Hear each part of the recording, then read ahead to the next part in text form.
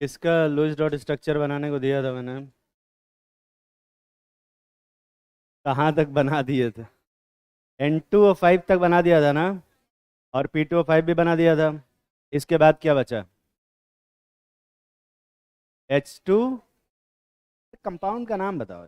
H2SO3 का structure अगर बनाना हो तो यहाँ हाइड्रोजन रखेंगे, फिर यहाँ ऑक्सीजन, फिर सल्फर, फिर ऑक्सीजन और फिर हाइड्रोजन। ये पैटर्न याद कर लो, ऐसे ही रखते हैं। ठीक है। अब इसमें अगर मैं इलेक्ट्रॉनों की बात करूँ तो हाइड्रोजन के पास एक इलेक्ट्रॉन है, ऑक्सीजन के पास 6 इलेक्ट्रॉन, सल्फर के पास भी 6 इलेक्ट्रॉन, ऑक्सीजन के पास 6 इलेक्ट्रॉन और हाइड्रोजन के पास एक इलेक्ट्रॉन। ठीक है।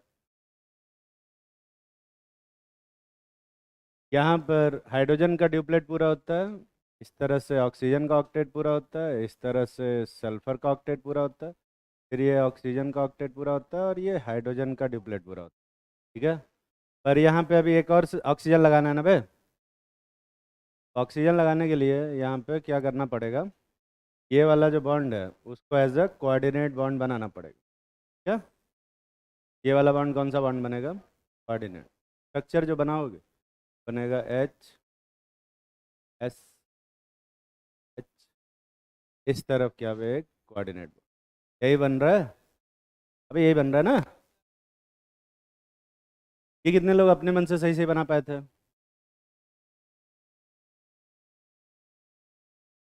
ठीक है। अब H2SO4 का बनाना होगा तो एक और ऑक्सीजन ऐड करना है ना भाई। जब भी एक और ऑक्सीजन ऐड करना होता है तो अपन क्या करते हैं, यहाँ पे सल्फर के पास कुछ लोन पेयर बचा है क्या? बचा हुआ है। एक ऑक्सीजन और लेंगे यहाँ पर,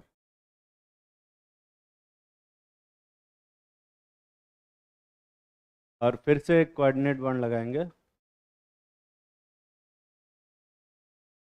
अगला क्या दिए थे? अब H2SO5 होगा तो अब यहाँ सल्फर के पास कुछ बचा नहीं दिख रहा है।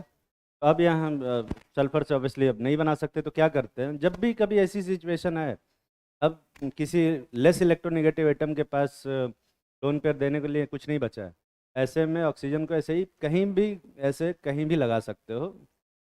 कहीं भी लगाने का मतलब है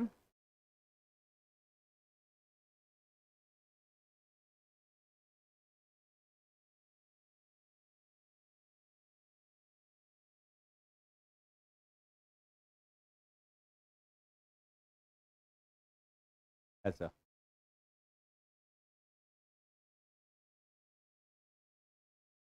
और जो लुईस डॉट स्ट्रक्चर बनेगा कुछ इस टाइप का बने।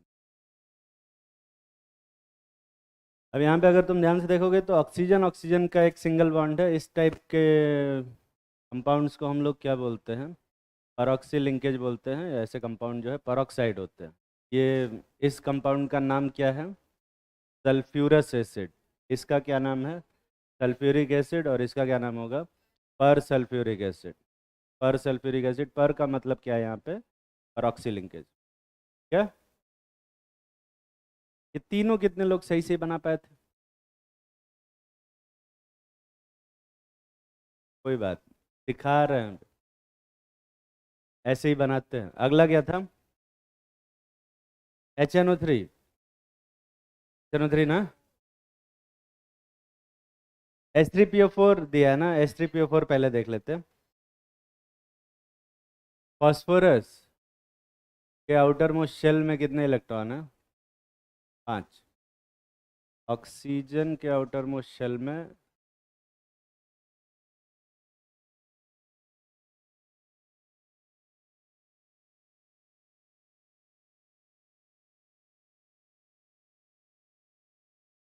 और हाइड्रोजन यहाँ लगाएंगे। तो हाइड्रोजन का ड्यूप्लेट पूरा करना तो बहुत ही आसान है, कोई दिक्कत वाली बात नहीं, आराम से ड्यूप्लेट पूरा हो जाएगा।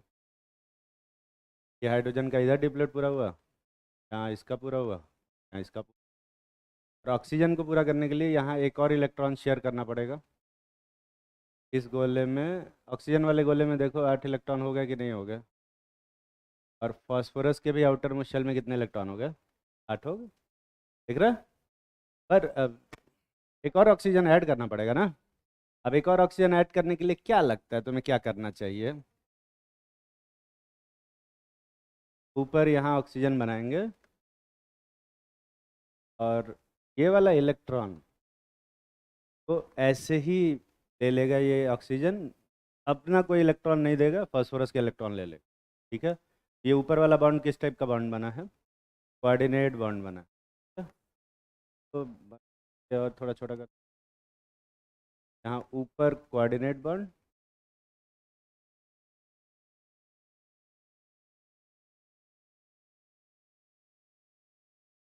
से बनेगा, यही बनेगा ना बे? पर टेढ़ा मेढ़ा बना दिया पर ऐसे रहा। बोल।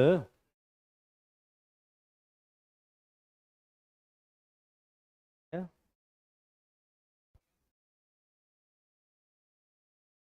हाँ हाँ, तो ये क्वेश्चन पूछना तुम आज की क्लास के एंड में, क्या आज ही बताएंगे।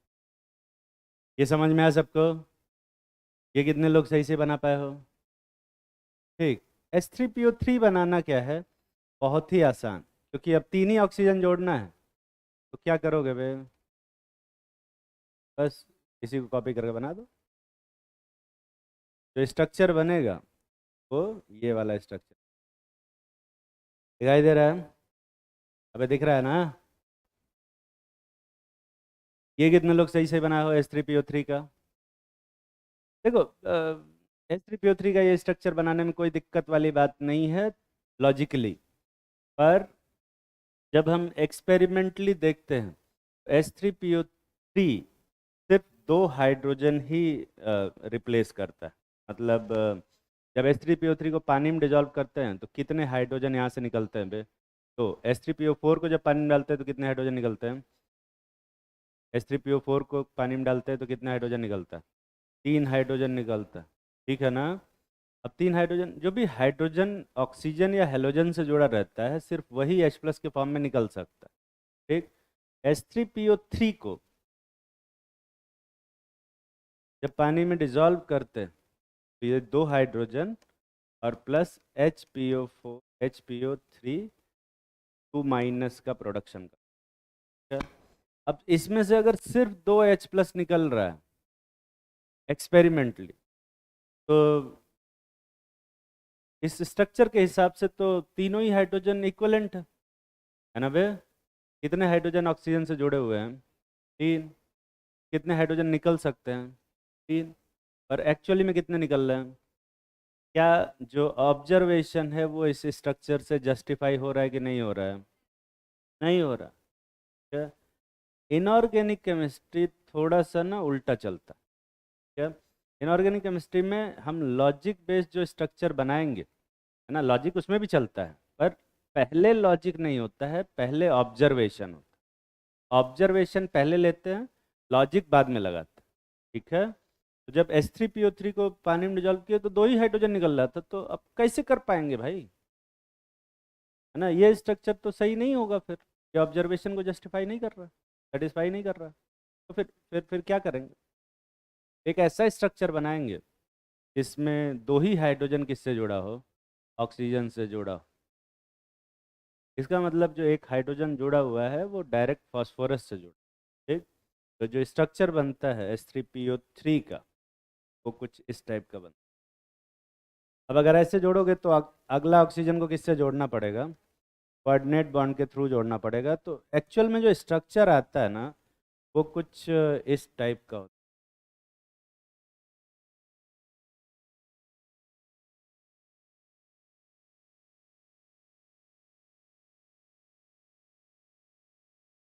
है। ऐसा स्ट्रक्चर दिखाई दे रहा है। और ये स्ट्रक्चर, हाँ, लॉजिकली थोड़ा सा, मतलब लॉजिकली ये भी गलत नहीं है, पर लॉजिकली पहला जो स्ट्रक्चर इससे पहले बनाए थे वो ज़्यादा सही लगता था। पर एक्सपेरिमेंटली कौन सा वाला सही होगा बे? ये वाला। समझ में आ रहा है? तकलीफ में हो? एक्चुअली ये वाला सही होता है। ठीक। इधर, हाँ हाँ, तुम इसको कैसे भी बना सकते हो। ये ऐसा ज़रूरत नहीं है कि ये जो मैंने बनाया है ये ऐसे ही बनाया है। ये तुम नीचे जो ऑक्सीजन लगा है वो, हाँ मैंने कहा ना कि ये सब एक ही है स्ट्रक्चर। जैसे इसको तुम चाहते हो कि इसको यहाँ लगाना चाहें और इसको तुम यहाँ लगाना चाहते हो, बिल्कुल लगा सकते हो। चलो, ये करना चाहते हो, थोड़ा अच्छा नहीं लग रहा बट ये सही है। खाली ऑक्सीजन, ऑक्टेट पूरा हो रहा है उसमें।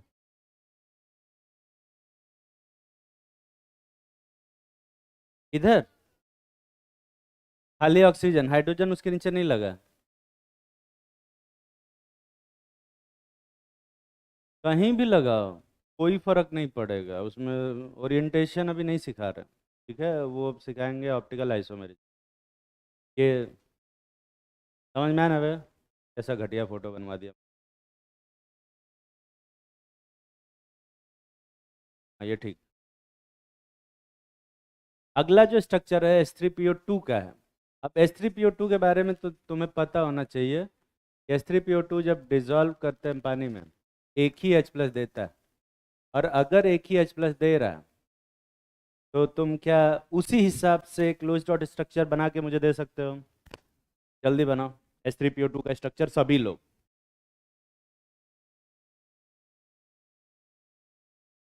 देखो, जिन लोगों को लगता है कि इनऑर्गेनिक लॉजिकल नहीं होता है, बिल्कुल लॉजिकल होता है, पर लॉजिक ऑब्जर्वेशन के बाद लगाते हैं, ऑब्जर्वेशन लेने से पहले नहीं।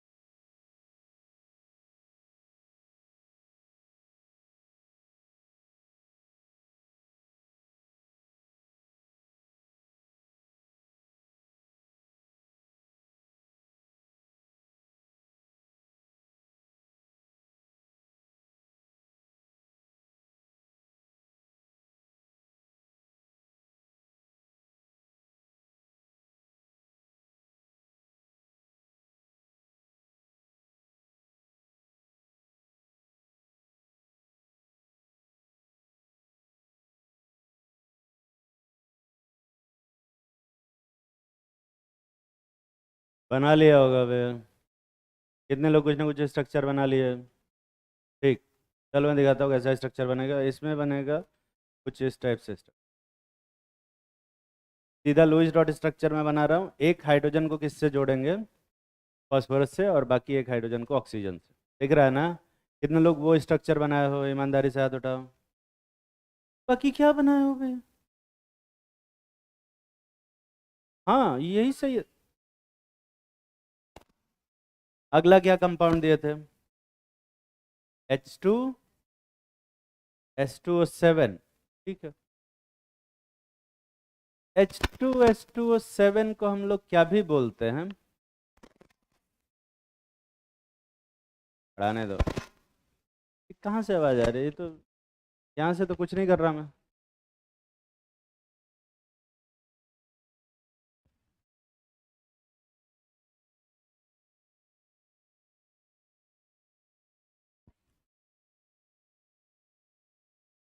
ये कुछ खास ठीक तो हो नहीं जाएगा।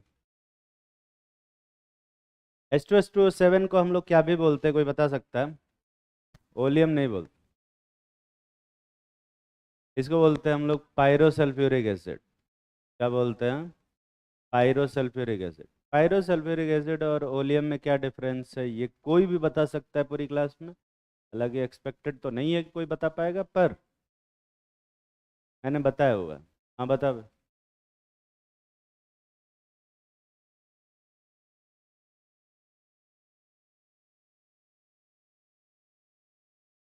तो H2SO4 और SO3 मिलाने पे क्या ये नहीं बनेगा?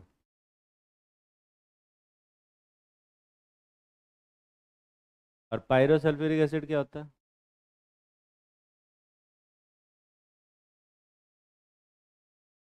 H2SO4 दो मॉलिक्यूल ले लें और इससे वाटर निकालें, क्या बनता है?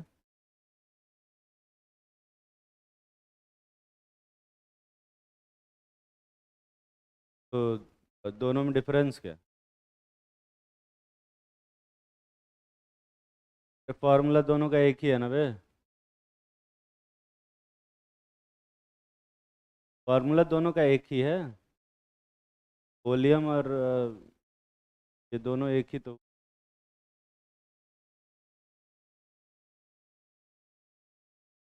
तो अगर इन दोनों को मिला के पानी निकालना, मैं क्या कह रहा हूँ, एक H2SO4 लो और एक H2SO4 से पानी निकालो,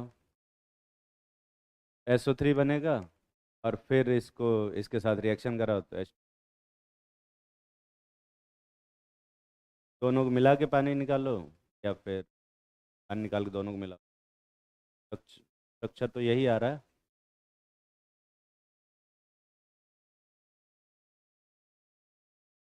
H2SO4 से पानी का उससे निकालोगे, बैठ जाओ। सोडियम और पायरोसल्फ्यूरिक एसिड में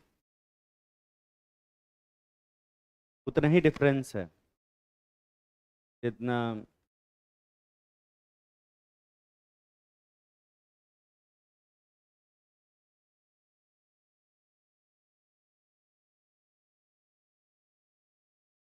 इन दोनों में ये एक कंपाउंड है और ये एक कंपाउंड है, इन दोनों में क्या डिफरेंस है? सिलिका जानते हो क्या होता है? अबे यहाँ नहीं खड़ा हूँ। सिलिका जानते हो तुम लोग क्या होता है? कुछ नहीं बोलते हैं सब। सिलिका मतलब बालू। बालू देखे हो? हर बार बनते हुए देखे हो कभी? वहां जो लाल लाल रंग का पड़ा रहता है उसी को सिलिका बोलते हैं। हाँ। अरे ब्राउन वाला, ब्राउन वाले को नहीं। ब्राउन वाले में भी कुछ पोर्शन सिलिका का रहता है, पर रेड कलर वाला जो रहता है, अरे दोनों कलर का रहता है यार वो थोड़ा। दो टाइप के सैंड, अब मैं यहाँ पे कंस्ट्रक्शन सिखाऊं तुम्हें। बालू दो टाइप के होते हैं, एक एक तो थोड़ा ग्रे कलर का होता है जो ऐसे नदी से निकालते हैं, और एक जो थोड़ा रेडिश टिंट में होता है वो। अब पीच कलर में नहीं जानता क्या होता है। हाँ। पता नहीं कौन कौन सा कलर बताते हैं, तो थोड़ा रेड टाइप होता है, रेड नहीं, है ना। वो थोड़े बड़े होते हैं, तो सिलिका मेनली उसमें सिलिका का SiO2 का परसेंटेज उसमें रेड वाले में ज़्यादा होता है, ब्राउन वाले में कम रहता है, ग्रे वाले में कम रहता है। ठीक है। पर खैर, दोनों ही सिलिका। ठीक है। कैल्शियम ऑक्साइड जानते हो तुम लोग? कैल्शियम ऑक्साइड क्या होता है? क्विक लाइम पढ़ा है ना, क्विक लाइम देखा है ना। हाँ, तो अब क्विक लाइम लिया, उसको पाउडर में कन्वर्ट किया और बालू में मिला दिया, वो कैल्शियम सिलिकेट बन जाएगा क्या? अरे बनेगा कि नहीं बनेगा? नहीं बनेगा। उसके लिए रिएक्शन कराना पड़ेगा। दो कंपाउंड को मिक्स करके रखने से अ, जैसे मान ले कि ढेर सारा आयरन लेता हूँ, ठीक है, आयरन का पाउडर, और उसमें मिला देता हूँ मैं ग्रेफाइट का पाउडर। ग्रेफाइट का पाउडर और आयरन का पाउडर मिलाएंगे, क्या बनेगा बे? ग्रेफाइट और आयरन के पाउडर का मिक्सचर। समझ में आ रहा है? पर इन दोनों को बहुत हाई टेम्परेचर पे हीट करें, और ग्रेफाइट ये कार्बन, ये जो आयरन के जो खाली जगह है उसमें चला जाए, यहाँ जो बनता है तो इसको हम स्टेनलेस स्टील बोलते हैं। क्या? स्टेनलेस स्टील का नाम सुना है? तो आयरन और ग्रेफाइट के पाउडर के मिक्सचर और स्टेनलेस स्टील में जो डिफरेंस होता है, एग्जैक्टली वही डिफरेंस ओलियम और पायरोसल्फ्यूरिक एसिड में होता है। ओलियम H2SO4 और SO3 का मिक्सचर है, वो किसी भी रेशियो में मिला सकते हैं, कोई फर्क नहीं पड़ता। पर जो पायरोसल्फ्यूरिक एसिड है वो एक पूरा कंपाउंड है। कंपाउंड और मिक्सचर में क्या डिफरेंस होता है ये हम बताएंगे क्या? ठीक। तब भी पढ़ाना पड़ रहा है। खैर, तो पायरोसल्फ्यूरिक एसिड का H2SO7 का स्ट्रक्चर बनाओ सभी। मैं तुम लोग थोड़ी सी हेल्प कर देता हूँ। H2SO4 के स्ट्रक्चर से काफी मैच करेगा।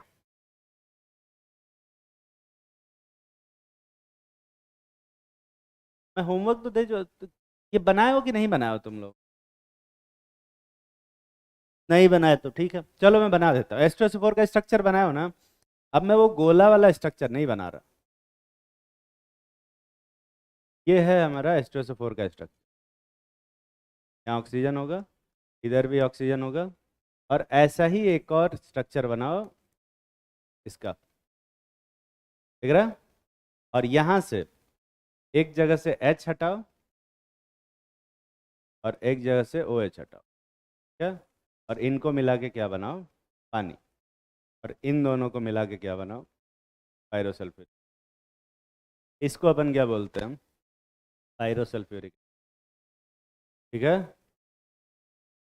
दिखाई दे रहा है? ये कितने लोग बना पाए थे भाई तुम्हें? छापो फिर जल्दी से। अगला क्या दिए थे?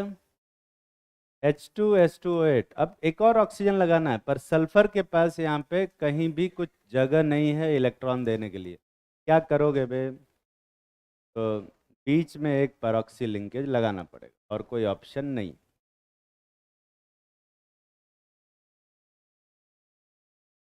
इसको हम लोग कौन सा एसिड बोलते हैं? Marshall acid. अगला क्या दिया था?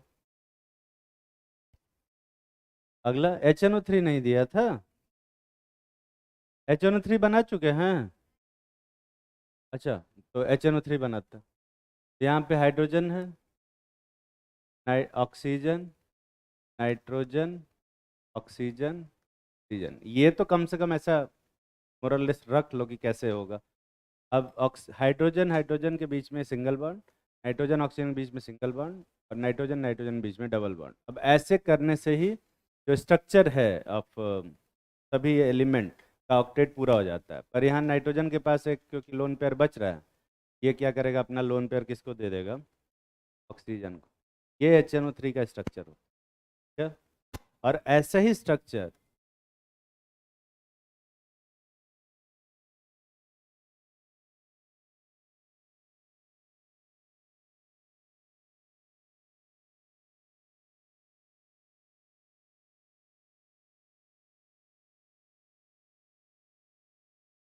N2O5 का भी होता है, क्या?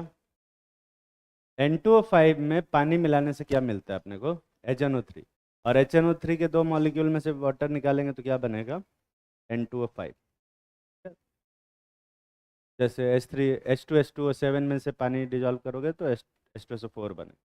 अगला क्या दिया था? PCl5।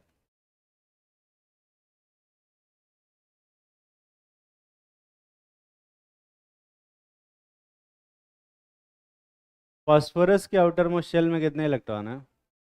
5। और क्लोरीन के आउटर मोस्ट शेल में भी 7 इलेक्ट्रॉन।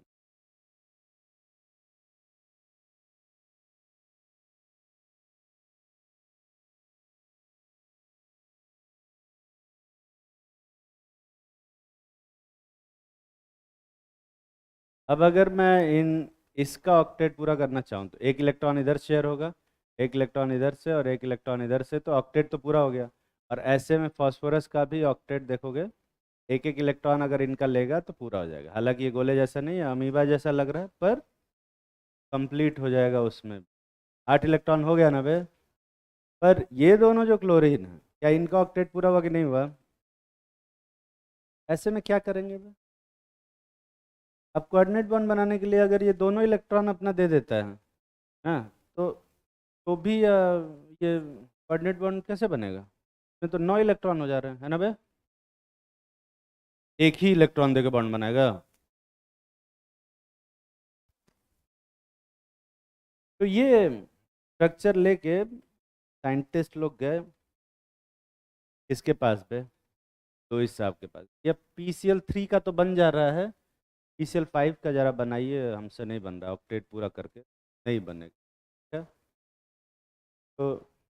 तो इस साहब ने कहा, देखो यहाँ पे एक डिफरेंट टाइप की बॉन्डिंग हो। हाँ, उन्होंने कहा कि यहाँ पर ये जो फास्फोरस है अपना एक ही इलेक्ट्रॉन देता है दोनों को। क्या एक इलेक्ट्रॉन इसको देगा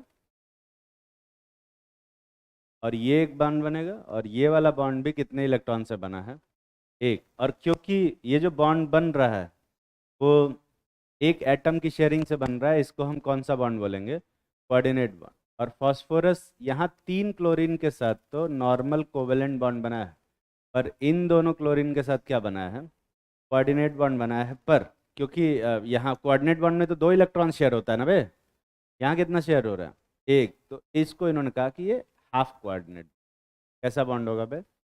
हाफ कोऑर्डिनेट बॉन्ड होगा। और कोऑर्डिनेट बॉन्ड को अगर एरो से दिखाते हैं तो हाफ कोऑर्डिनेट बॉन्ड को किससे दिखाएंगे? हाफ एरो से दिखाएंगे। दिख रहा है? एकदम बकवास सा।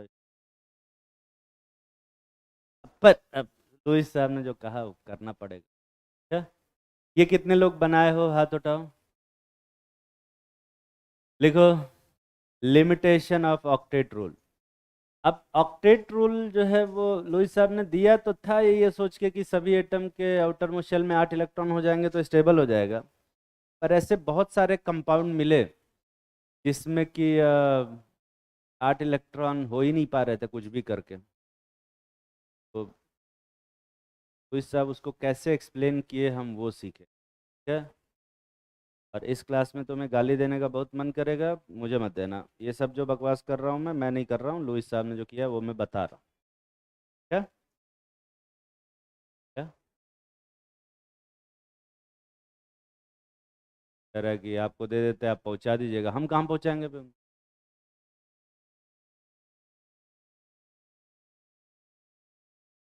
लिखो formation of hypervalent molecules. Hypervalent molecule मतलब क्या होता है? 8 इलेक्ट्रॉन से ज़्यादा कि 8 से कम बे? 8 से ज़्यादा इलेक्ट्रॉन हो जाए ना। एग्जाम्पल में लिखो PCl5,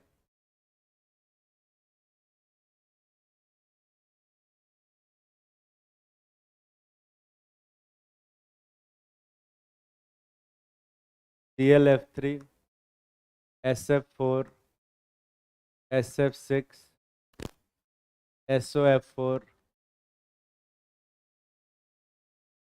IF7। बहुत सारे कंपाउंड्स की कोई कमी नहीं है। हाइपर वैलेंट मॉलिक्यूल बहुत सारे हैं। ये सब कंपाउंड में जब लुईस डॉट स्ट्रक्चर अगर कायदे से रूल के हिसाब से बनाया जाए, रूल के हिसाब से मतलब है बॉन्डिंग के रूल के हिसाब से। और बॉन्डिंग का रूल क्या है? एक इलेक्ट्रॉन अगर कोई एलिमेंट शेयर करता है तो दूसरे एलिमेंट को भी कितना इलेक्ट्रॉन शेयर करना पड़ेगा? एक इलेक्ट्रॉन शेयर करना पड़ेगा। ठीक है? तो अगर PCl5 का स्ट्रक्चर बनाओगे ना तो हमेशा ही अगर बॉन्डिंग का रूल फॉलो करेंगे, यहाँ पर अपने को क्लोरीन के आउटर मोस्ट शेल में तो कितने इलेक्ट्रॉन हो जाएंगे? 8 इलेक्ट्रॉन। पर फास्फोरस का आउटर मोस्ट शेल में कितने हो जाएंगे? 10 इलेक्ट्रॉन। वही बनाना, ये बनेगा। दिख रहा है? एक एक इलेक्ट्रॉन, ये हर इंटरसेक्शन में 2 इलेक्ट्रॉन तुम्हें दिख रहे हो। ठीक है? तो अगर स्ट्रक्चर बनाएंगे तो फास्फोरस के आउटर मोस्ट शेल में कितने हो जाएंगे? 10। पर इसको कैसे एक्सप्लेन किया भाई लुईस साहब ने? लुईस साहब ने कहा कि देखो नहीं, ऐसे ऐसे गोला नहीं बनाते, ऐसे गोला बनाते हैं, ऐसे ऐसे गोला बनाते।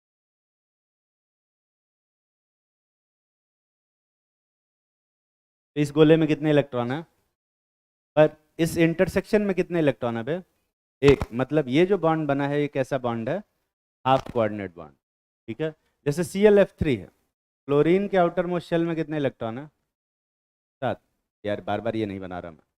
तो Cl और F का अगर बॉन्ड बना दें, ऐसे में क्या होता है? दोनों एटम का ऑक्टेट पूरा हो गया। पर 2 फ्लोरीन अभी और ऐड करना है, तो फिर कैसे ऐड करेंगे? तो इस फ्लोरीन को और इस फ्लोरीन को दोनों को आधा आधा इलेक्ट्रॉन, ऐसे एक एक इलेक्ट्रॉन देके कैसा बॉन्ड बनाएंगे? Half coordinate bond. ठीक है? SF4 का अगर बॉन्ड बनाना होगा कैसा बनेगा? सल्फर के आउटर मोस्ट शेल में कितने इलेक्ट्रॉन है?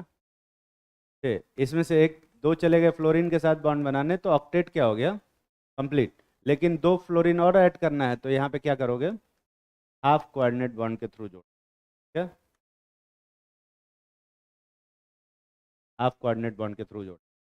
अच्छा, एक प्रॉब्लम ये भी थी कि साइंटिस्ट लोगों ने कहा कि भाई देखो, अगर आप ये तीन बॉन्ड को अलग बना रहे हो, एक जैसा बना रहे हो, और इन दो बॉन्ड्स को एक जैसा बना रहे हो, और इन दोनों बॉन्ड को इन तीनों बॉन्ड से अलग रख रहे हो, तो ऑब्वियसली इन तीन बॉन्ड्स की प्रॉपर्टीज इन दोनों बॉन्ड की प्रॉपर्टीज से क्या होनी चाहिए, अलग होनी चाहिए, है ना भाई? क्योंकि ये डिफरेंट शेयरिंग ऑफ इलेक्ट्रॉन से बन रहे हैं और ये different type of sharing of electron से बन रहे हैं। और जब एक्सरे डिफ्रैक्सोमीटर से देखा गया, एक्सरे डिफ्रैक्सोमीटर जानते हो ना क्या होता है?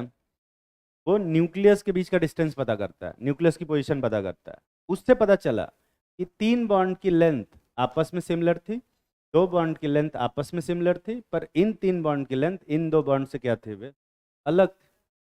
ऑब्जर्वेशन ये कहता है कि लुईस साहब जो बकवास कर रहे हो सही है, ठीक है? तुम्हें क्या लग रहा है भैया? सही में बकवास ही लग रहा है। तो जितने भी मॉलिक्यूल थे जो हाइपर वैलेंट थे, उन सबको कैसे एक्सप्लेन किया वे? हाफ कोऑर्डिनेट बॉन्ड से एक्सप्लेन कर दिया। क्या देखो, all structures can be explained by half coordinate bond। SF4 में भी देखो, SF4 में दो सल्फर फ्लोरीन के बॉन्ड नॉर्मल कोवेलेंट बॉन्ड है, दिख रहा है ना बे?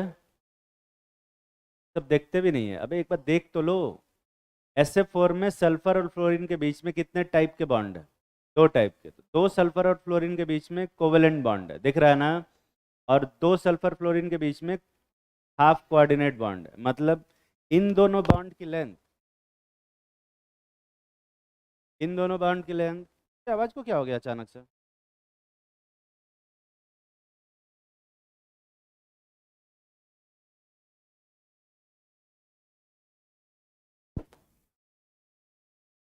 अभी ठीक है?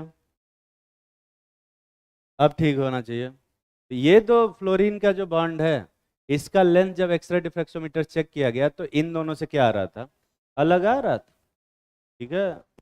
ऐसा नहीं कि लुईस साहब कुछ भी बोल रहे थे और साइंटिस्ट लोग मान रहे थे। एक्चुअली में जो बोल रहे थे वो सब एक्सरे डिफ्रैक्सोमीटर प्रूफ कर रहा था, ऑब्जर्वेशन को सेटिस्फाई कर रहा था, और किसी और के पास कुछ और ऑप्शन था भी नहीं। पर जब SF6 का बनाया ना स्ट्रक्चर, SF6 का स्ट्रक्चर बनाने के लिए दो फ्लोरीन और ऐड करना पड़ेगा ना बे?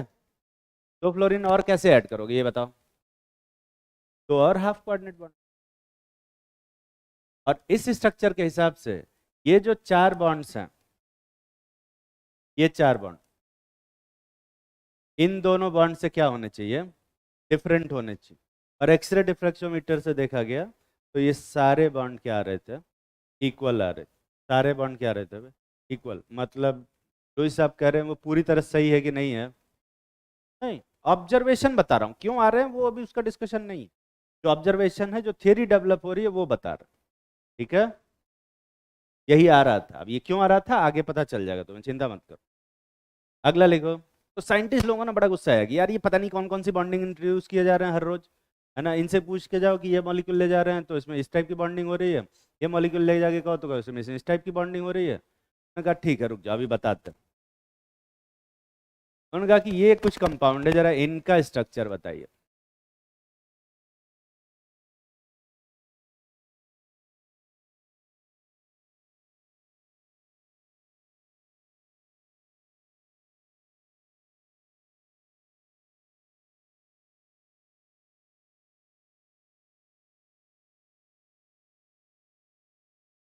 जब AlCl3 का स्ट्रक्चर बनाते हैं तो एल्यूमिनियम के आउटर मोस्ट शेल में कितने इलेक्ट्रॉन है? तीन। और ये तीनों जाएंगे किसके साथ बॉन्ड बनाने? क्लोरीन के साथ। एल्यूमिनियम के पास अब कितने इलेक्ट्रॉन हो गए बॉन्ड बनाने के बाद में? 6। स्टेबिलिटी के लिए कितना चाहिए? 8। तो क्या ये कंपाउंड एग्जिस्ट करेगा कि नहीं करेगा फिर? नहीं करेगा, इसमें एल्यूमिनियम का ऑक्टेट नहीं पूरा है तो कंपाउंड अनस्टेबल होगा, ठीक है? ऐसे BF3 का स्ट्रक्चर बनवाया तो बोरान के आउटर मोस्ट शेल में कितने इलेक्ट्रॉन है? 3। और अगर बोरान किसी भी हेलोजन के साथ बॉन्ड बनाता है तो इसका बोरान का ऑक्टेट पूरा होगा कि नहीं होगा? नहीं है। ऐसे हाइड्रोजन के साथ बनाओ तो बोरान के आउटर मोस्ट शेल में कितने इलेक्ट्रॉन है? 3। तीनों चले गए हाइड्रोजन के साथ बॉन्ड बनाने, हाइड्रोजन का डिप्लेट पूरा हो गया, पर बोरान का ऑक्टेट पूरा होगा कि नहीं हुआ? बेरिलियम क्लोराइड का देखें तो कि आउटर मोस्ट शेल में 2 इलेक्ट्रॉन है, दोनों क्लोरीन के साथ बॉन्ड बना लेंगे। ऐसे में बेरिलियम के पास टोटल कितने इलेक्ट्रॉन हो जाएंगे? 4। तो स्टेबिलिटी के लिए कितना चाहिए? 8। तो ये 8 से कम है कि 8 से ज़्यादा पे? हाइपर वैलेंट बोलोगे कि हाइपोवैलेंट? हाइपोवैलेंट बोलते हैं, जो कम होता है इनको हाइपो बोलते हैं, ज़्यादा होता है हाइपर बोलते हैं। ठीक है, ये सारे मॉलिक्यूल पकड़ के ले गए साइंटिस्ट लोग कि बताइए भैया इसमें तो ऑक्टेट पूरा नहीं हो रहा है। पहले AlCl3 का डिस्कस। तो लुईस साहब ने कहा कि देखो यहाँ पे ना एक डिफरेंट टाइप की बॉन्डिंग हो रही है। AlCl3 एक्चुअली में इस टाइप से स्ट्रक्चर रहता है। AlCl3 बेसिकली ऐसे स्टेबल नहीं होता, ये डाइमर बना के स्टेबल रहता है। डाइमर जानते हो ना, जब 2 मॉलिक्यूल आपस में कंबाइन होकर एक मॉलिक्यूल का फॉर्मेशन करते हैं उसको अपन क्या बोलते हैं? डाइमर। 3 मॉलिक्यूल आपस में कंबाइन होंगे तो कितना, क्या बोलते हैं उसको? ट्राइमर। और ढेर सारे मॉलिक्यूल अगर कंबाइन हो रहे तो पॉलीमर। AlCl3 क्या बनाता है? डाइमर बनाता। ठीक है, और 2 AlCl3 के मॉलिक्यूल ऐसे एक दूसरे के पास आते हैं, और इसमें देखो क्लोरीन के पास क्या बना हुआ है? लोन पेयर, है ना। हर क्लोरीन के पास 3-3 लोन पेयर है। इसमें से एक क्लोरीन क्या करता है, इस एल्यूमिनियम को कोऑर्डिनेट बॉन्ड के थ्रू अपना लोन पेयर दे देता है, और ये क्लोरीन इस एल्यूमिनियम को कोऑर्डिनेट बॉन्ड के थ्रू अपना एक लोन पेयर दे देता है। और अगर कोऑर्डिनेट बॉन्ड के थ्रू अपना लोन पेयर देगा, इसका ऑक्टेट क्या हो जाएगा बे? क्या? तो लुईस साहब ने कहा कि एल्यूमिनियम क्लोराइड में एक डिफरेंट टाइप की बॉन्डिंग होती है, जिसको हम लोग क्या बोलते हैं? ब्रिज बॉन्डिंग बोलते हैं। ऐसी बॉन्डिंग बोलते हैं ब्रिज। यहाँ पे जो क्लोरीन है एक ब्रिज बना रहा है, ब्रिज टाइप का, और एल्यूमिनियम को अपना lone pair through coordinate bond donate कर। तकलीफ में हो गया बे? होगी। साइंटिस्ट लोग बोले ठीक ठीक कोई बात, जरा BF3 का बताइए। इन सब का एक साथ बताइए, क्योंकि BF3 2 मॉलिक्यूल के साथ कंबाइन होकर B2F6 नहीं बनाता। प्रॉब्लम ये थी कि नहीं बनाता। अगर वो बनाता तो वो भी ऐसे ही एक्सप्लेन हो जाता कि नहीं बे? पर अब BF3 बनाता ही नहीं। साइंटिस्ट कहे कि अब बनाइए ऑक्टेट। उन्होंने कहा कि देखो यहाँ पे ना एक डिफरेंट टाइप की बॉन्डिंग होती है। तो बोरॉन फ्लोरीन के बीच में पहले से ही ऐसा ऐसा बॉन्डिंग बना हुआ है। बोरॉन का ऑक्टेट नहीं पूरा है, पर फ्लोरीन का ऑक्टेट पूरा है, दिख रहा है ना। और ऐसे में ये फ्लोरीन के पास ये जो लोन पेयर है, ये लोन पेयर में इसको क्या कर देता है? ट्रू कोऑर्डिनेट बॉन्ड डोनेट कर देता है। ठीक है, अब क्योंकि ये जो बॉन्डिंग है ये पहले से बॉन्डिंग बनी हुई है और इसमें कोऑर्डिनेट बॉन्ड बन रहा है, इलेक्ट्रॉन डोनेट कर रहा है, इस टाइप की बॉन्डिंग को उन्होंने नाम दिया बैक बॉन्डिंग। कौन सा बॉन्डिंग में? Back bond. बैक बॉन्डिंग का मतलब बॉन्ड बनने के बाद दोबारा से इलेक्ट्रॉन पेयर डोनेट हो रहा है और कोऑर्डिनेट बॉन्ड का फॉर्मेशन हो रहा है, उसको उन्होंने कौन सा नाम दिया? Back bonding. ऐसे ही BCl3 का भी एक्सप्लेन हो जाएगा, और किसका भी एक्सप्लेन हो जाएगा? BBr3 और Bi3 का भी एक्सप्लेन। समझ में आ रहा है कि नहीं आ रहा है? साइंटिस्ट लोग एकदम चिढ़ गए। अच्छा रुक, ये BCl2 का जरा बताना, इसमें कौन सा बनाओगे? यहाँ क्लोरीन के पास अब डाइमर बना के दिखाओ। अगर डाइमर बना भी दे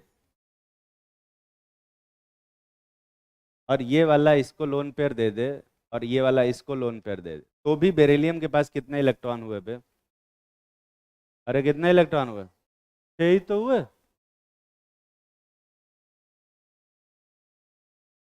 कैसे ऑक्टेट पूरा हुआ? तो लुईस साहब ने कहा कि देखो BCl2 जो होता है वो डाइमर बनाता ही नहीं, वो बनाता है क्या? पॉलीमर। क्या बनाता है बे? पॉलीमर। और ढेर सारे ऐसे BCl2 मॉलिक्यूल ऐसे एक दूसरे से ऐसे अरेंज होते हैं और ये पॉलीमर बनाते हैं। तो जगह की कमी है, पर मोर और लेस ऐसे ही ये ऊपर इनफाइनाइट से लेके इनफाइनाइट तक ऐसा बना रहा है, ठीक है। और ऐसे में बेरिलियम के पास कितने लोन पेयर आ रहे हैं, किसी भी एक रैंडम बेरिलियम को चेक करो तो क्या इसके पास कितने आ रहे हैं, दो दो लोन पेयर आ रहे हैं, क्या बन जाएगा, ऑक्टेट पूरा हो जाए।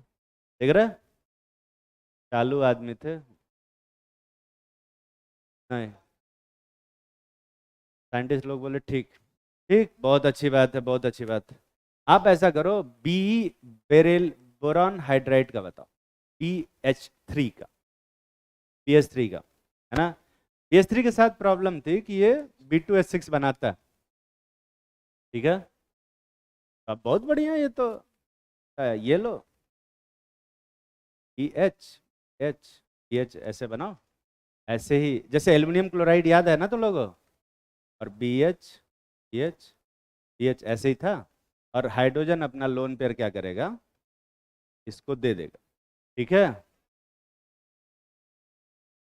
प्रॉब्लम इसमें यह है कि हाइड्रोजन के पास लोन पेयर है कि नहीं है वे, ये बढ़िया है, यहाँ तो लोन पेयर वे नहीं है। तो क्या AlCl3 टाइप का ऐसा ब्रिज बॉन्डिंग बना सकते हैं कि नहीं बना सकते हैं, जब बना के दिखाओ अब इसका B2H6, बना पाएंगे वे। तो लुइस साहब ने कहा कि देखो यहाँ पे एक डिफरेंट टाइप की बॉन्डिंग होती है। तुम्हें लगता है ऐसे ही लुइस साहब हार मान लेंगे? उन्होंने कहा देखो ऐसा है, मैं दिखाता, अरे मैं बताता हूँ कैसी बॉन्डिंग होती है। हाइड्रोजन के पास एक इलेक्ट्रॉन है, बोरॉन के पास भी एक इलेक्ट्रॉन है, और यहाँ बोरॉन हाइड्रोजन भी एक एक इलेक्ट्रॉन शेयर कर रहे हैं, जिससे कि इन सबका ड्यूप्लेट पूरा हो जा रहा है। दिख रहा है ना? पहले ड्यूप्लेट पूरा कर लेते हैं, फिर बाद में देख। फिर बोरॉन का एक इलेक्ट्रॉन बचा जो यहाँ रहता है, हाइड्रोजन का जो एक इलेक्ट्रॉन है वो यहाँ रहता है, इस बोरॉन का एक इलेक्ट्रॉन यहाँ, और इस हाइड्रोजन का एक इलेक्ट्रॉन यहाँ। और यहाँ जो बॉन्डिंग होती है इस टाइप, यहाँ पे जो बॉन्डिंग हो रही है, ये जो बॉन्ड, वैसे जनरली जो बॉन्ड बनते हैं ना, जनरली जो बॉन्ड बनते हैं दो एलिमेंट के बीच में, A और B के बीच में, यहाँ बीच में कितने इलेक्ट्रॉन होते हैं, दो इलेक्ट्रॉन होते हैं, ठीक है। और कितने एटम्स के बीच में बनते हैं, दो एटम्स के बीच। इस टाइप के बॉन्ड को हम लोग बोलते हैं two centre two electron bond बोलते हैं, ठीक है। Two centre two electron bond का मतलब दो एटम्स को, दो सेंटर्स को कनेक्ट करने वाला दो इलेक्ट्रॉन वाला बॉन्ड, ठीक है। यहां जो बॉन्ड बना है वो कितने इलेक्ट्रॉन से मिलके बना है, एक, दिख रहा है। और कितने एटम्स के बीच में बना है, इसको उन्होंने कहा कि ये किस टाइप का बॉन्ड है, two centre one electron bond.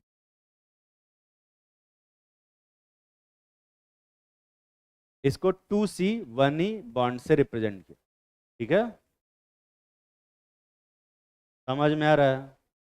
और इस तरह से BH2 का BH3 का नहीं, B2H6 का इस टाइप से स्ट्रक्चर बनता है। पर उन्होंने कहा कि वो सब तो ठीक है, ये ऑक्टेट कहाँ कंप्लीट हुआ, गोला बना के दिखाओ। ऑक्टेट हुआ कंप्लीट हो रहा है क्या, बोरान, यहाँ पे देख बोरान का बना है, ये गोला में कितना इलेक्ट्रॉन है। उनको फिर समझ में आया कि नहीं नहीं, इससे तो काम नहीं बन रहा है, ऑक्टेट पूरा करना है। तो उन्होंने कहा देखो ऐसा है, हम क्या कर सकते हैं, इस एक बॉन्ड को हम two centre one electron bond बोल सकते हैं, पर हम इस पूरे बॉन्ड को यहां से लेके यहां तक जो बॉन्ड है, इसको एक बॉन्ड कंसिडर कर सकते हैं। अब ये जो पूरा बॉन्ड है, इस बॉन्ड, इस पूरे पूरे बॉन्ड को ध्यान से देख, इस पूरे बॉन्ड में थोड़ा डिफरेंट टाइप का बॉन्ड है, कहा था ना डिफरेंट टाइप का बॉन्ड बनता है, थोड़ा डिफरेंट टाइप का बॉन्ड है। इसमें कितने इलेक्ट्रॉन है देख के बता बे, दो इलेक्ट्रॉन है, पर ये कितने एटम्स के बीच में बना हुआ है, इस टाइप के बॉन्ड को इन्होंने बोला three centre two electron bond, ठीक है। तो B2H6 में कितने three centre two electron bond दिख रहे हैं, तो कितने two centre one electron bond है, चार। और कितने two centre two electron bond है, चार, दिख रहा है ना वे। तो लुईस साहब ने कहा कि देख, बोरॉन के पास कितने बॉन्ड बने हैं, बोरॉन कितना बॉन्ड बना है, 4 बॉन्ड बनाए, एक 2 सेंटर 2 इलेक्ट्रॉन बॉन्ड और एक 3 सेंटर 2 इलेक्ट्रॉन बॉन्ड, हर बॉन्ड। और ये जो 2 इलेक्ट्रॉन है वो किसके अंदर काउंट होंगे, हाइड्रोजन के अंदर, बोरॉन के अंदर, या इस बोरॉन के अंदर पे? तीनों में काउंट होंगे, इसीलिए इसको 3 सेंटर 2 इलेक्ट्रॉन बॉन्ड बोल रहे हैं। ये जो 2 इलेक्ट्रॉन है वो तीनों में काउंट होंगे, और अगर ये तीनों में काउंट होंगे, अब बोरॉन के पास कितने इलेक्ट्रॉन हो जाएंगे? छोड़ो, 8 इलेक्ट्रॉन हो जाएंगे। ऑक्टेट पूरा हो गया। अच्छा देखो, सुनने में कितना क्या लग रहा है बे, बहुत ही इलॉजिकल लग रहा है, बहुत इलॉजिकल। और इतना इलॉजिकल है कि साइंटिस्ट लोग ना इस इलॉजिक का इतना मजाक उड़ाए कि ये देखो केले जैसा बॉन्ड लेके आ गया, है ना। और मजाक में इसका नाम क्या रखा है उन्होंने? बनाना बॉन्ड। ये बनाना बॉन्ड लुइस साहब ने नहीं बनाया था, है ना, साइंटिस्ट लोगों ने बनाया। ये देख बनाना बॉन्ड, हाँ हिंदी में तुम केला बॉन्ड बोल सकते हो। पर एक्सरे डिफ्रेक्शोमीटर से जब देखा गया, ये जो बकवास लुइस साहब कर रहे थे, ये सब एक्सरे डिफ्रेक्शोमीटर उसको जस्टिफाई कर रहा था, सेटिस्फाई कर रहा था उस ऑब्जर्वेशन। तो इनऑर्गेनिक में लॉजिक कितना भी लॉजिकल क्यों ना हो, लॉजिकल लॉजिक क्या होता है, मतलब कितना भी लॉजिकल स्टेटमेंट क्यों ना हो, अगर वो ऑब्जर्वेशन सेटिस्फाई कर रहा है, ठीक है, तो वो स्टेटमेंट को सही माना जाएगा। ठीक है, इनऑर्गेनिक में लॉजिक को पहले रखते हैं या ऑब्जर्वेशन को भी? हमेशा ऑब्जर्वेशन को पहले रखा जाता है। और B2H6 में जो ऑब्जर्वेशन मिला वो इस स्टेटमेंट से, इस टाइप के, कौन सा टाइप है यार, 3 सेंटर 2 इलेक्ट्रॉन बॉन्ड वाले बकवास बॉन्डिंग से एक्सप्लेन होता है। हम क्या करें, पढ़ाना पड़ता है हमको भी। मुझे भी नहीं पसंद है ये केले टाइप का बॉन्ड, कौन पढ़ाएगा यार। लिख लो क्या पढ़ा रहे थे, लिमिटेशन ऑफ ऑक्टेट रूल। उसमें पहला लिखवाया था फॉर्मेशन ऑफ हाइपरवैलेंट मॉलिक्यूल, दूसरा लिखो फॉर्मेशन ऑफ हाइपोवैलेंट मॉलिक्यूल। और ये पूरा छाप लिया ना, वो पूरा ऊपर से छापो। ये मॉलिक्यूल ऐसे हैं जिनका ऑक्टेट नहीं पूरा हो रहा था, ठीक है। पर लुईस साहब हार मानने वाले लोगों में से नहीं थे, उन्होंने सबका क्या किया, स्ट्रक्चर बना के दिखा दिया। ये लो, उन्होंने कहा कि देखो सबका स्ट्रक्चर सब एक्सप्लेन कर रहा। और इस ऑक्टेट रूल को बचाने के चक्कर में ऐसी ऐसी बॉन्डिंग इंट्रोड्यूस करी है भाई साहब। कोऑर्डिनेट बॉन्ड एकदम बकवास बॉन्ड होता है, कोऑर्डिनेट बॉन्ड के सदमे से अभी उभरे नहीं थे, तब तक हाफ कोऑर्डिनेट बॉन्ड आने लगे। और जब तक हाफ कोऑर्डिनेट बॉन्ड समझ पाते तब तक ये ब्रिज बॉन्डिंग, बैक बॉन्डिंग और बनाना बॉन्डिंग फेंक के मार चुके थे। ठीक है? और अब ये सब सिलेबस में पढ़ना पड़ेगा। अगर तुम्हें गाली देने का मन कर रहा है तो इस साहब की फोटो डाउनलोड करना और देना। सुनेंगे तो नहीं, सुनेंगे तो कौन, तुम्हारी गाली वैसे भी कौन, पर मन की संतुष्टि के लिए दे सकते। और ये सारे स्टेटमेंट मेरे नहीं, हाँ, तो लुइस साहब ने किया, मैं बस बोल मैं रहा हूँ, शब्द उनके।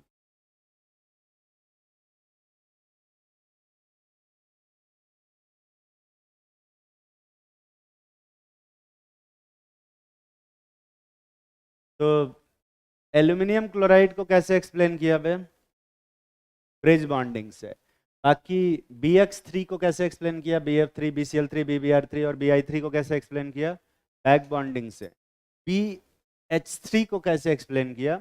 3 सेंटर 2 इलेक्ट्रॉन बॉन्डिंग। ठीक है, और ये सारे क्वेश्चन एग्जाम में आते हैं बे। तो ये हमें लग रहा है कि बकवास कर रहे हैं और ऐसे ही मजाक में कुछ भी पढ़ा रहे हैं, सब आता है।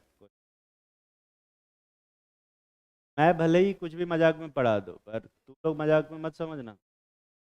आज ये प्राणी कहाँ गए, ये दिखने।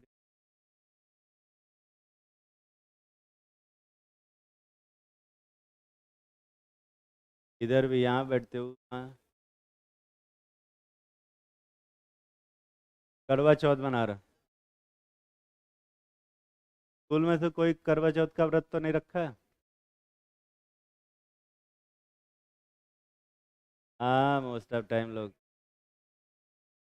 बच्चे पेट दर्द का बहाना करके कुछ नहीं खाते।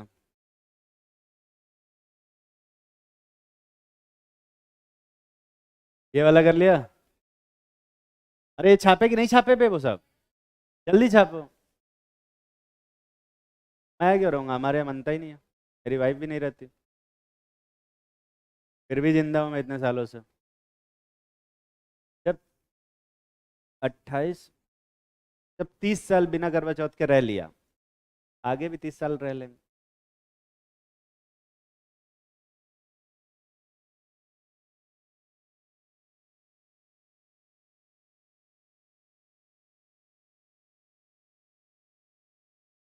समझ में नहीं आया?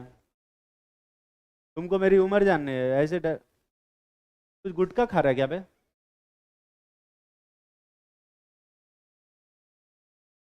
तू पेपर खा रहा था?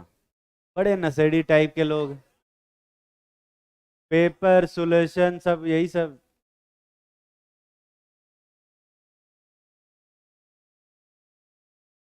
कैल्शियम की कमी है तुझे, ऑस्टो कैल्शियम खाएगा। हाँ नहीं नहीं, कैल्शियम कमी को तो दीवार मत चाटने लग जाना, है ना? ऐसे आयरन कमी को तो फिर क्या करेगा, फिर वो रॉड ही खा जाएगा आयरन। ऐसे नहीं करते, कैल्शियम कमी है तो वो ऑस्टो कैल्शियम खा लो, सही हो जाएगा। इस एज में मोस्ट ऑफ टाइम आयरन और कैल्शियम कमी हो जाती है, तो अगर तुम्हें कुछ भी उल्टा सीधा ऐसा कुछ खाने का मन करता है, जैसे तुम्हारे अंदर आदत है, बहुत सारे बच्चों में आदत होती है, चौक खाते हैं, पेंसिल की निब खाते हैं, मिट्टी खाते हैं, इधर उधर कुछ भी खाते रहते हैं उल्टी सीधी चीज़ें, इसका मतलब है तुम्हारे अंदर कैल्शियम कमी है। कैल्शियम की टेबलेट्स खरीदो मार्केट से, गैस्ट्रो कैल्शियम आता है सिरप, उसको पी लो, 1 महीना पियोगे, सारा कैल्शियम की प्रॉब्लम दूर हो जाएगी, और इस तरह खाने की जो क्रेविंग होती है वो भी चली जाएगी। नहीं, कैल्शियम तो खा ही सकते। ये छाप लिया ना बे? तो साइंटिस्टों ने कहा बहुत अच्छी बात है, बहुत अच्छी बात है। एक बात बताओ, आपने तो कहा था कि ऑक्टेट कंप्लीट होगा तो मॉलिक्यूल स्टेबल होगा, तो फिर ये जिनॉन के इतने कंपाउंड क्यों बन रहा?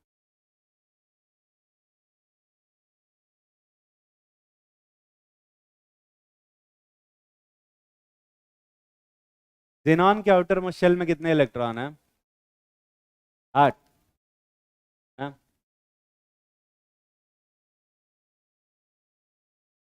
इनके आउटर मोस्ट शेल में जब 8 इलेक्ट्रॉन हैं, तो ऑक्टेट रूल के हिसाब से ये क्या हो जाने चाहिए? स्टेबल। ये तो है स्टेबल, तो फिर ये रिएक्ट क्यों कर रहा है? बस शील्डिंग इफेक्ट। कौन बोला बे? तू कैसे बैठा है तू? अरे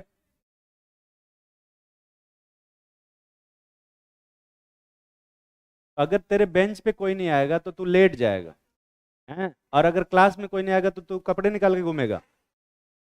ये कोई तरीका थोड़े होता है। जो तरीका है वो तो उसी तरीके से बैठेगा ना। क्या मजाक।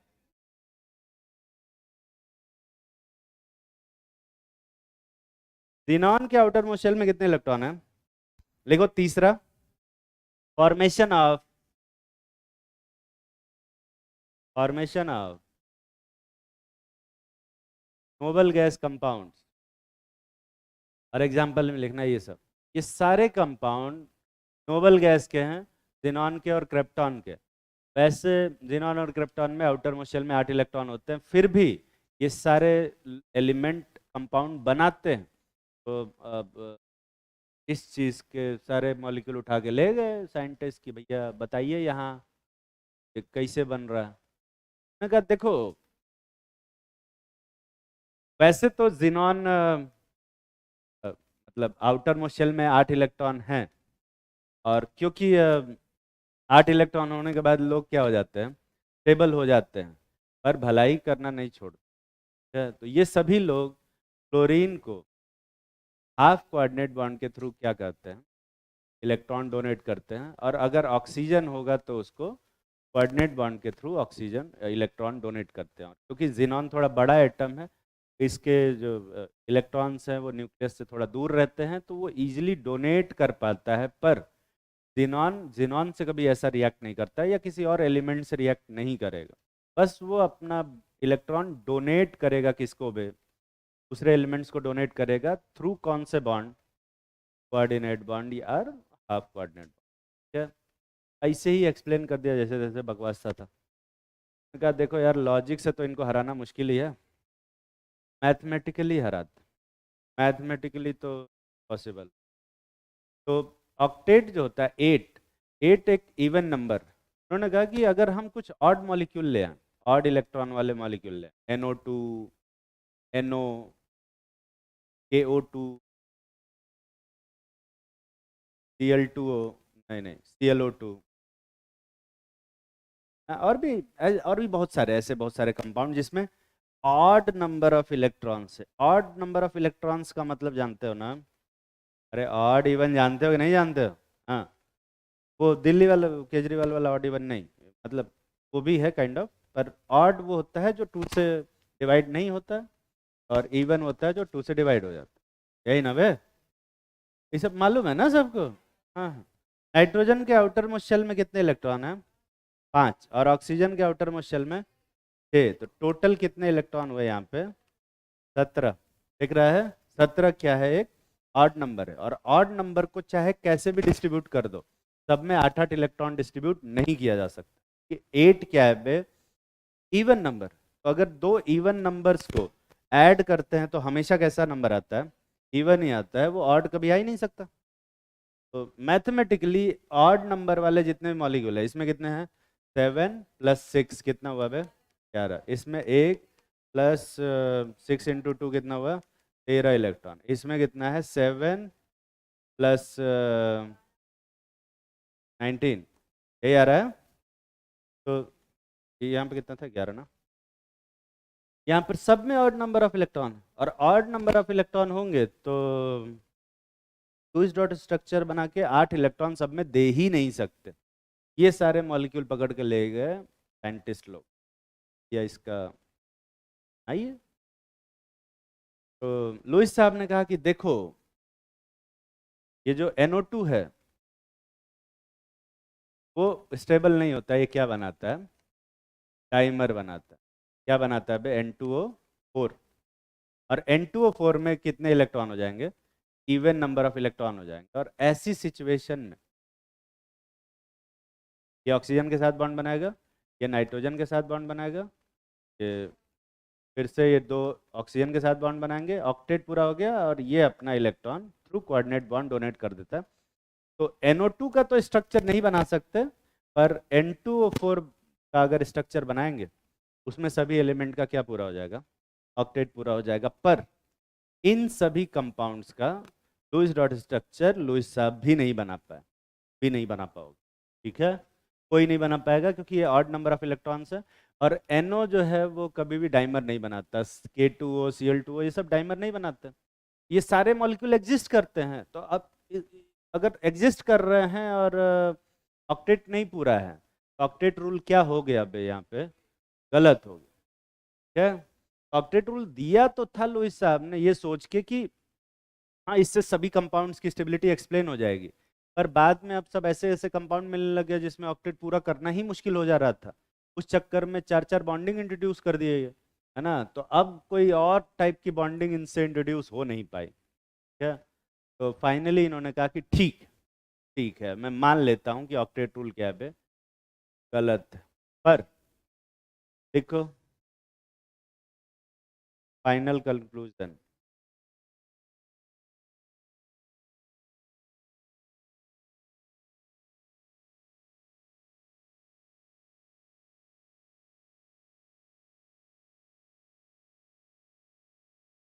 देखो octet rule is not the only criteria of stability of compounds. Octet is not only criteria for the stability of compounds, but the major reason, but major reason of the stability.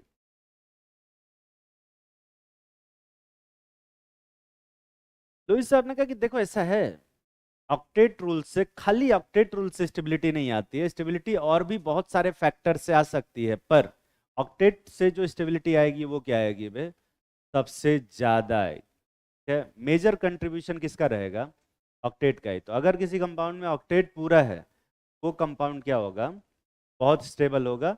और अगर किसी compound में octet नहीं पूरा है तो वो compound भी एग्जिस्ट कर लेगा। उसका दूसरा रीजन हो सकता है, अभी तक मुझे नहीं पता कि क्या रीजन है जिसकी वजह से वो स्टेबल है, पर उस रीजन की वजह से जो स्टेबिलिटी आ रही है वो उतनी अच्छी नहीं है। ठीक है, समझ में आ रही है बात? अरे समझ में आ रहा है कि नहीं? ठीक। हार नहीं माने, लास्ट में जाते जाते भी कह रहे हैं कि देखो, मान लेते हैं कि गलत है पर पूरी तरह से गलत भी नहीं है। ठीक है, हाँ, मान लेते हैं कि सही नहीं है पर गलत नहीं है। हाँ, ऐसा वाला।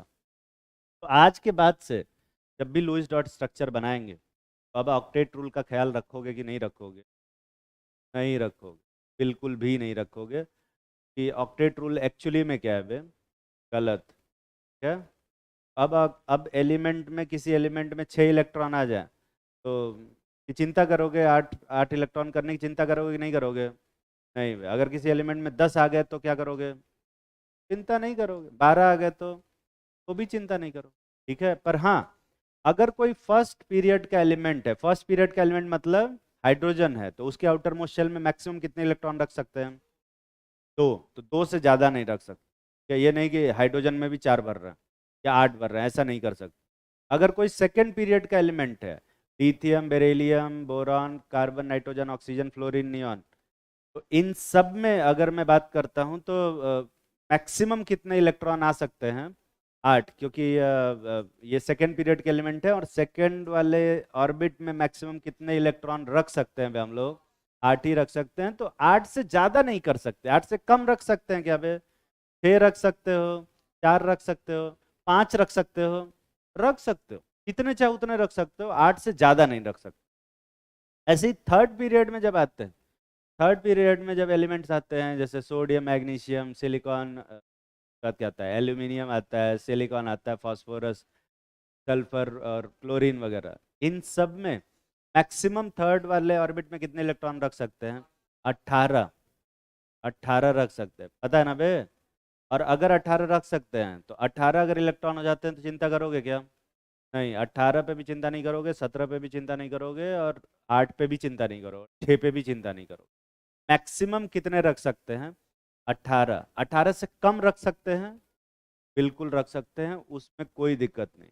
थर्ड पीरियड का एलिमेंट है, ऑक्टेट पूरा करने की चिंता नहीं करोगे। सेकंड पीरियड का एलिमेंट है, ऑक्टेट पूरा करने की चिंता नहीं करोगे, पर 8 से ज़्यादा मत करना।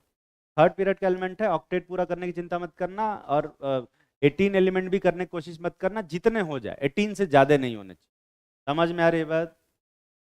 अब से जब लुईस डॉट स्ट्रक्चर बनाएंगे तो किसी में भी ऑक्टेट पूरा करने की कोशिश नहीं। क्या? लिखो एक छोटा सा question. Draw the Lewis dot structure of following compound. और अब से जो लुईस डॉट स्ट्रक्चर बनाएंगे उसमें कभी भी इस बात की चिंता नहीं करेंगे कि ऑक्टेट पूरा करना है या नहीं करना। ठीक? नहीं। तो ये जो बॉन्डिंग इंट्रोड्यूस हुई है, coordinate bond, half coordinate bond, और कौन सा बॉन्ड पे, back bond, banana bond, bridge bond, सब भूल जाओ। ठीक है, सिर्फ कौन सा बॉन्ड बना सकते हो? आयनिक और कोवेलेंट। बस यही दो बॉन्ड बना के तुम्हें लुईस डॉट स्ट्रक्चर बनाना है। ये कोऑर्डिनेट, हाफ कोऑर्डिनेट बॉन्ड बकवास नहीं चले। ठीक है, समझ में आई बात? हाँ, अगर इस चक्कर में ऑक्टेट से ज्यादा हो गया तब क्या करोगे? है ना? बनाना, बनाना बॉन्ड कौन बोला? अच्छा, बना देंगे, हमको तो बनाना बॉन्ड बना देंगे। ठीक है, लिखो।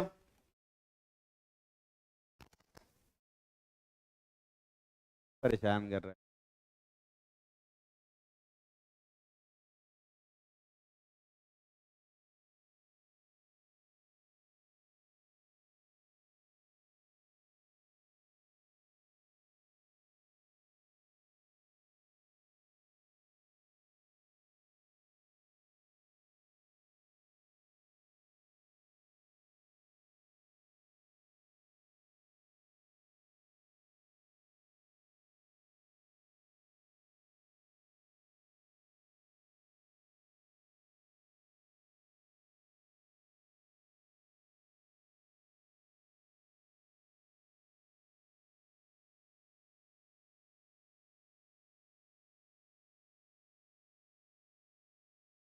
हाँ थोड़ा बेस कम है, क्या कर सकता हूँ।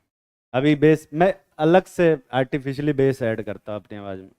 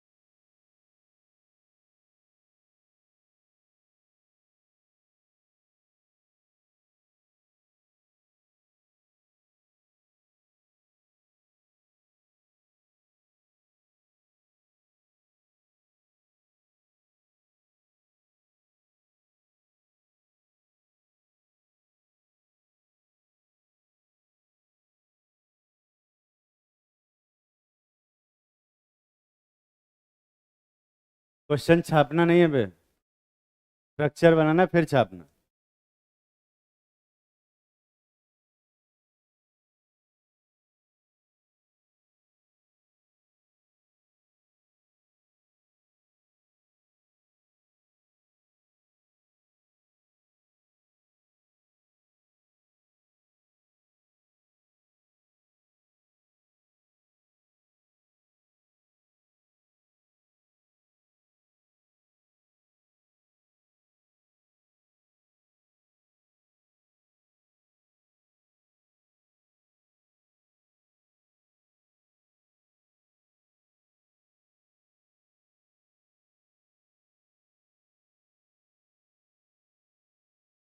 बस इतना ही कर। और दे दे, कंपाउंड कमी नहीं है मेरे पास, यहाँ जगह है।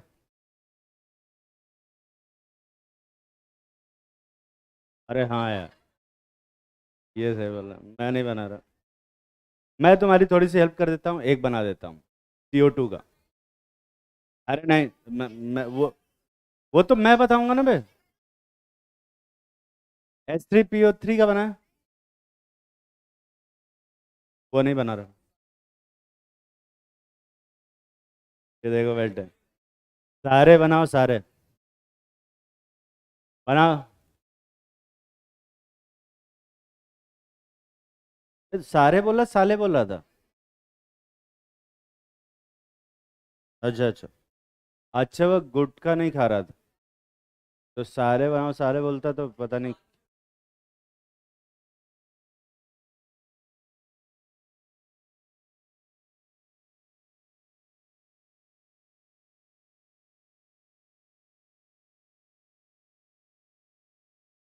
गुटखा खा के सारे मत बोलना, नहीं, मैं फिर गुटखा खा के माखन चोर बोलूंगा तो अच्छा नहीं लगेगा।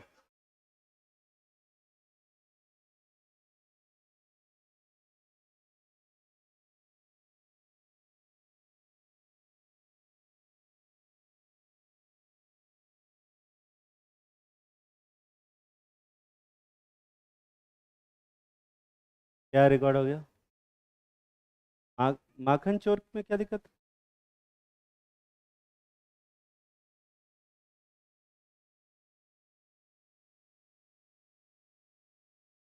अरे यार ठीक है, एक कैमरे की वजह से बड़ा कम बोलता हूँ वैसे भी, कैमरा नहीं रहता तो अभी बताते क्या बोलते।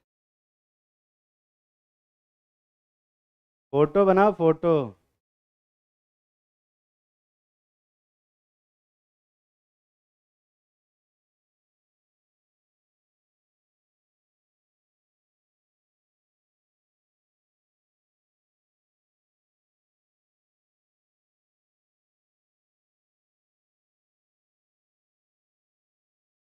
क्या हुआ, अभी समझ में आ गया तुझे?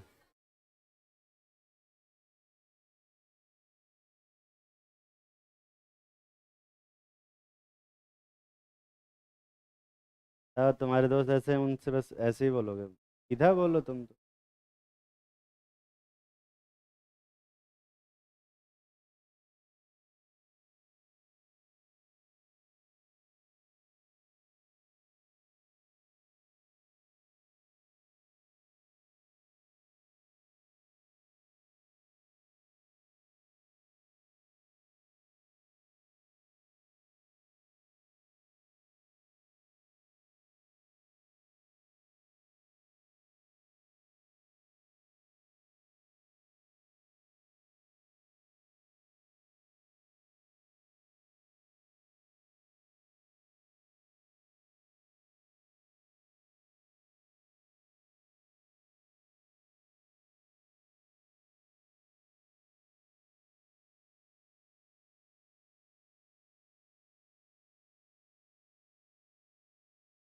तुम्हारे पास समय है मात्र, होमवर्क दे देगा इसको? नहीं, होमवर्क नहीं देंगे। चलो तो बनाते हैं सारे। सारे क्वेश्चन तो नोट कर लिए हो? चलो ठीक। CO2 के स्ट्रक्चर में देखो कैसे स्ट्रक्चर बनाएंगे, ऐसा। क्या? और इवन SO2 के स्ट्रक्चर को भी तुम कैसे बनाओगे, ऐसे। अब ऐसे में क्या हो रहा है, देखो बॉन्डिंग का जो बेसिक रूल है उसको फॉलो करेंगे। बॉन्डिंग का बेसिक रूल क्या है? अगर कोई एलिमेंट एक इलेक्ट्रॉन शेयर किया है तो दूसरा एलिमेंट भी कितना इलेक्ट्रॉन शेयर करेगा? एक इलेक्ट्रॉन शेयर करेगा। अगर दूसरा दो किया है तो पहले वाले को भी दो करना पड़ेगा, ठीक है। हाँ, पर इस चक्कर में सल्फर के पास कितने इलेक्ट्रॉन हो गए वे? 10 हो गए। तो ये एक हाइपर वैलेंट मॉलिक्यूल है कि हाइपोवैलेंट मॉलिक्यूल है? हाँ, हाइपर वैलेंट मॉलिक्यूल है। दिख रहा है ना वे? 10 इलेक्ट्रॉन। ये ऑक्टेट रूल वायलेट नहीं हो गया? होने तो क्या फर्क पड़ता है ना। SO3 बनाना होगा। इस चक्कर में ऊपर वाला भी जो ऑक्सीजन है वो भी इलोकलाइज होगा, वो भी पार्टिसिपेट करेगा। टोटल कितने इलेक्ट्रॉन हो गए? 12। 12 रख सकते हैं क्या? रखो 12। अब ऑक्टेट रूल का कोई रिस्ट्रिक्शन नहीं है। अब लुईस साहब भी मर गए, ठीक है। तो ज़्यादा चिंता नहीं करेंगे, जितने इलेक्ट्रॉन हो सकते सब भर। पर बॉन्डिंग का रूल नहीं टूटना चाहिए। और सिर्फ दो बॉन्ड होते हैं, कौन कौन से बे? आयनिक और क्या? कोवेलेंट। एक कोऑर्डिनेट बॉन्ड नहीं बने, ठीक है। अगला क्या है? H2CO3। H2CO3 का स्ट्रक्चर ये, क्या? और H2SO3 का स्ट्रक्चर भी यही होता है। और H2SO4 का स्ट्रक्चर,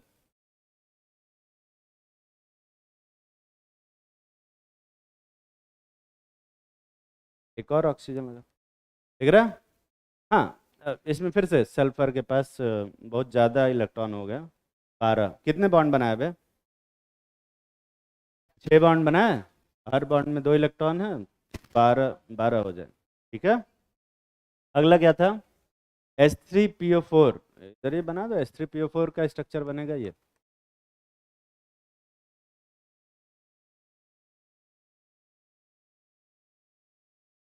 दिख रहा है? H3PO4 का अगर स्ट्रक्चर, H3PO4 का स्ट्रक्चर अगर ये है, H3PO3 का बनाएंगे तो ऐसा नहीं कर सकते कि एक हाइड्रोजन किससे जुड़ा हुआ है? फास्फोरस से। और इसी वजह से सिर्फ कितने हाइड्रोजन ही एमिट कर सकता है, मतलब रिलीज कर सकता है? 2। और H3PO2 में ये स्ट्रक्चर। क्या? तू कुछ क्वेश्चन पूछ रहा था क्या? हो गया, जवाब मिल गया ना, बस ठीक। इससे पहले जो कोऑर्डिनेट बॉन्ड वाले जितने भी स्ट्रक्चर है ना, वो ये मान के बनाए गए हैं कि ऑक्टेट रूल को फॉलो कराना है। क्योंकि coordinate bond, half coordinate bond, back bond, banana bond, ये सब ऑक्टेट रूल को बचाने के लिए इंट्रोड्यूस हुए थे। पर अब जब पता चल गया कि ऑक्टेट रूल सही नहीं है तो फिर ये सब बॉन्ड बनाने का कोई ज़रूरत नहीं है। सिर्फ 2 बॉन्ड बनाओगे, आयनिक और कोवेलेंट, ठीक है। सिर्फ 2 बॉन्ड। अगला क्या था?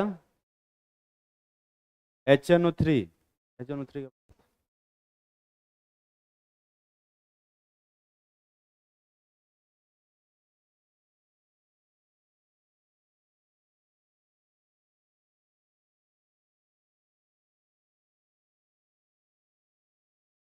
ये ऑक्सीजन का ऑक्टेट पूरा हो गया। इधर भी नाइट्रोजन का ऑक्टेट पूरा हो गया। और इधर ऑक्सीजन का ऑक्टेट पूरा हो गया। पर यहाँ पे नाइट्रोजन कितना बॉन्ड बना लिया है? 5 बॉन्ड। दिख रहा है? और मतलब उसमें कितने इलेक्ट्रॉन हो जाएंगे? 10। तो 10, 8 से ज़्यादा कर सकते हैं क्या? कर सकते हैं, पर वो एलिमेंट सेकंड पीरियड का नहीं होना चाहिए। नाइट्रोजन कौन से पीरियड का एलिमेंट है? सेकंड। तो इसमें 8 से ज़्यादा इसलिए नहीं कर सकते कि ऑक्टेट रूल फॉलो कराना है। 8 से ज़्यादा इसलिए नहीं कर सकते क्योंकि इसमें सेकंड पीरियड में सेकंड ऑर्बिट में 8 से ज़्यादा हो ही नहीं सकते हैं। इसलिए नहीं कि लुईस साहब बोले थे कि ऑक्टेट पूरा होना चाहिए, ठीक है। तो अब यहाँ पे अपने पास कोई ऑप्शन नहीं है और इसीलिए हम कोऑर्डिनेट बॉन्ड यूज़ करते हैं। पर हम कोऑर्डिनेट बॉन्ड की वो जो नई वाली डेफिनेशन है उसको यूज़ करते हैं। और यहाँ पे पॉजिटिव चार्ज और यहाँ क्या देते हैं? नेगेटिव चार्ज देते हैं, ठीक है ना भाई। तो इस वाले HNO3 में कोऑर्डिनेट बॉन्ड बनाएंगे, पर वो जो कोऑर्डिनेट बॉन्ड का वो डेफिनेशन की तीर बनाएंगे, तीर वाला कोऑर्डिनेट बॉन्ड नहीं बनाएंगे, ये चार्ज वाले कोऑर्डिनेट बॉन्ड। समझ में आ रही है बात? तो जस्ट इन केस अगर अगर सेकेंड पीरियड में कोई एलिमेंट है और ऑक्टेट पूरा करने की ज़रूरत महसूस हो रही है और कोऑर्डिनेट बॉन्ड बनाना ही पड़ रहा है, तो तुम सेकेंड वाली जो डेफिनेशन है जो मैंने बताया था जिसमें चार्ज आता है उसको यूज़ करो। ठीक है ना बे? तकलीफ में हो गया? तो बाकी सब बना लोगे अपने मन से? बाकी सब बना लेना, ठीक है? अच्छा, छाप रहे हो क्या? तो पीडीएफ में मिल जाएगा। ये अगला टॉपिक इसमें लिख दो, परेशान हो। अगला टॉपिक क्या पढ़ाना है?